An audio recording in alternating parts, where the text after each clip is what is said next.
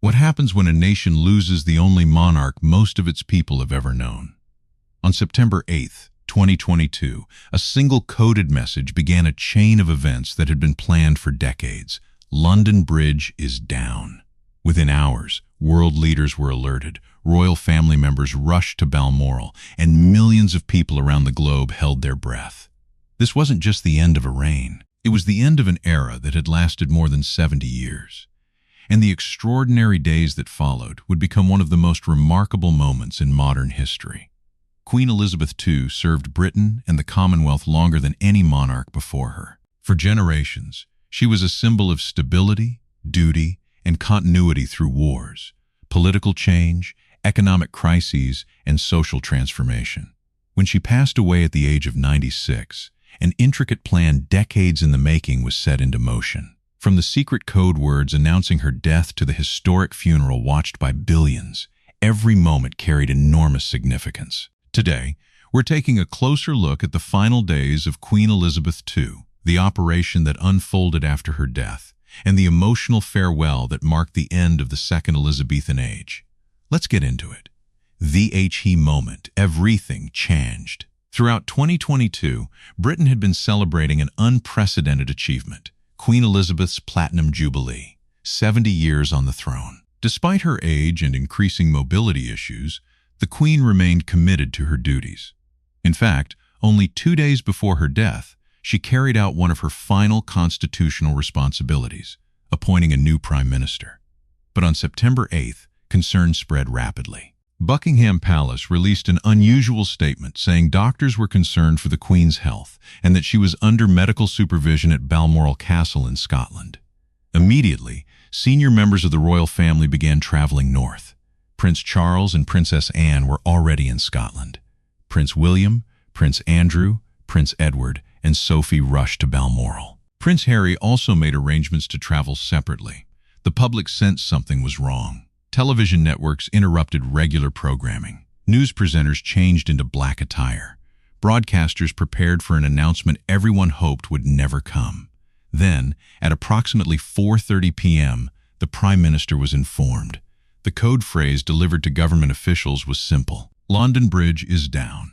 The Queen had died. A nation in mourning. At 6:30 p.m., Buckingham Palace released a brief but historic statement.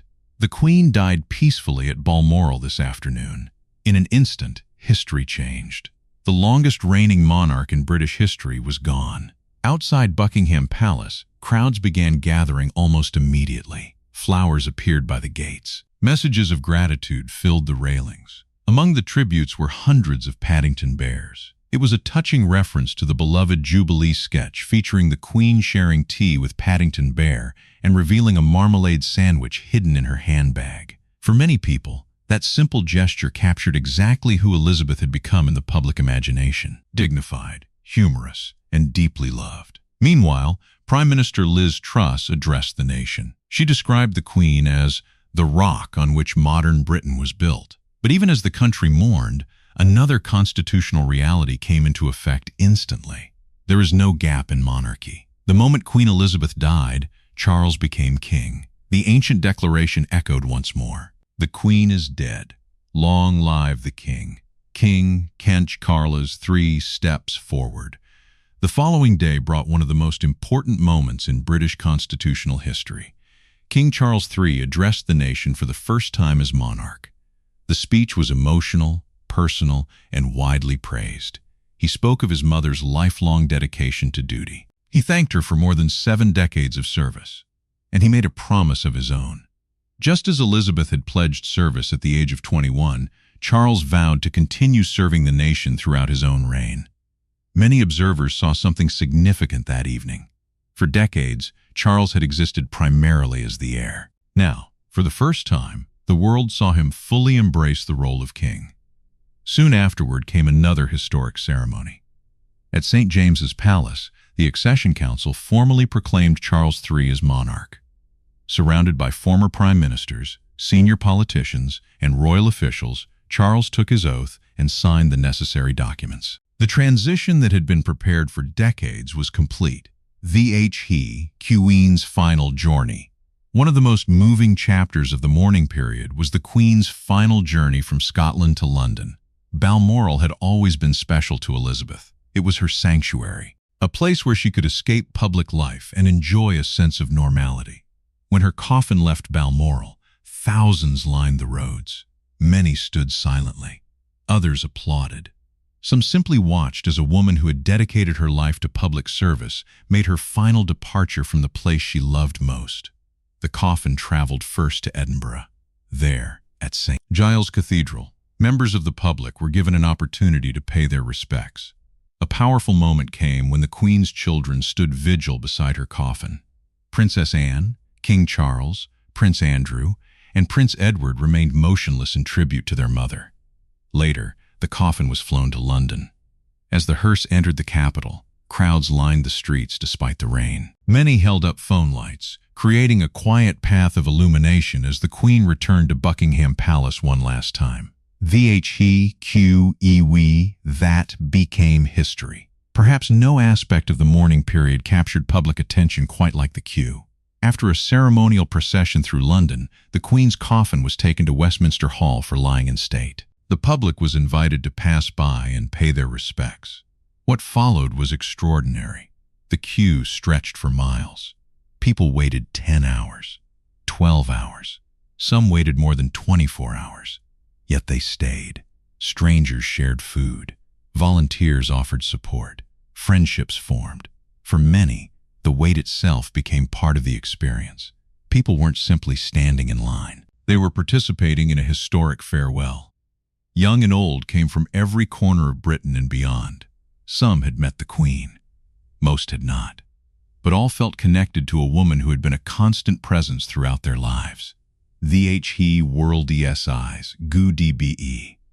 As the funeral approached, leaders from around the world arrived in London.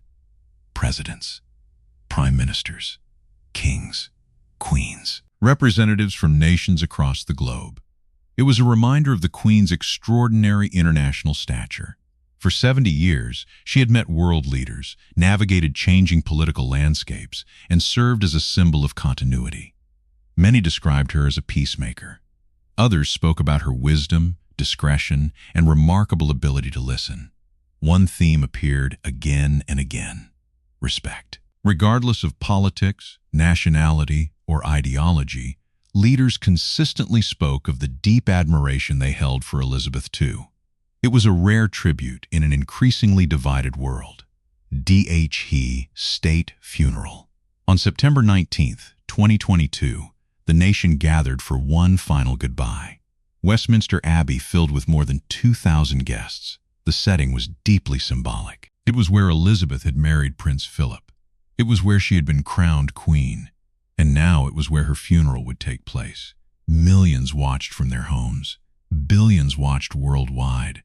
The ceremony combined tradition, faith, military precision, and national remembrance. Following the service, the Queen's coffin traveled through London streets in a magnificent military procession. Crowds lined every route. Flowers were thrown. Many stood silently. Others applauded. It was grief mixed with gratitude. From London, the Queen made her final journey to Windsor. There, at St. George's Chapel, a more intimate service took place. Family members gathered privately. Staff who had served her for decades said their final farewells.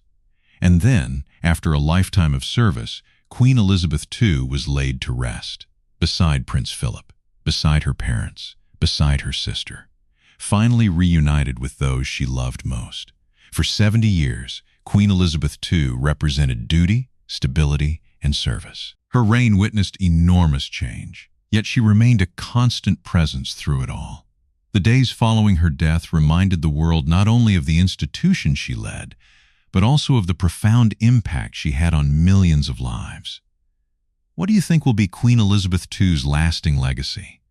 Let us know in the comments below. If you enjoyed this deep dive into royal history, don't forget to like this video, subscribe to the channel, and turn on notifications so you never miss our next royal documentary. Thanks for watching, and we'll see you in the next video.